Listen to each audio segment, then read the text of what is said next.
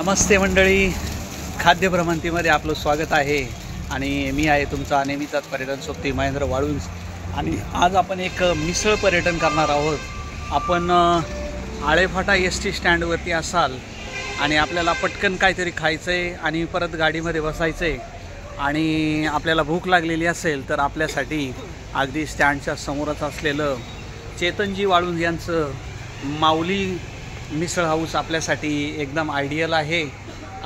इकडे आल्यानंतर आपल्याला छानपैकी आपल्याला आळेफाट्याची भेळ, पेढे आणि अनेक प्रकारची मिठाई आपल्यासाठी इथे उपलब्ध आहे। आणि हॉटेलचं वैशिष्ट्य म्हणजे या हॉटेलमध्ये मिळणारी छानपैकी मिसळ। तर मिसळ खाण्यासाठी खूप लांबून लोक या मिसळ हाऊसला भेट देत असतात। तर त्यापैकीच काही खवय्ये आपल्या समोर आज आपल्या आहेत। आपण त्यांना आपला अनुभव विचारू की त्यांना कसं काय वाटलं, मिसळ कशी काय होती। माऊली, आपलं नाव काय? सचिन निंबरे। अच्छा, आपण कुठला?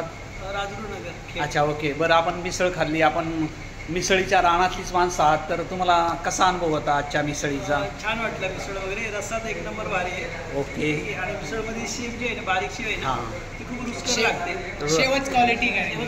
अच्छा, म्हणजे मिसळमध्ये जी शेव आहे ना, ती शेव भारी, त्यामुळे मिसळ छान लागते। मिसळीची टेस्ट चांगली। स्टाफची जी सर्व्हिस आहे ना, खूप आवडली आम्हाला। वा वा वा वा, धन्यवाद। आपली प्रतिक्रिया आमच्यासाठी महत्त्वाची आहे आणि असंच आपण परत आमच्या हॉटेलला भेट द्यावी ही आपल्याला विनंती।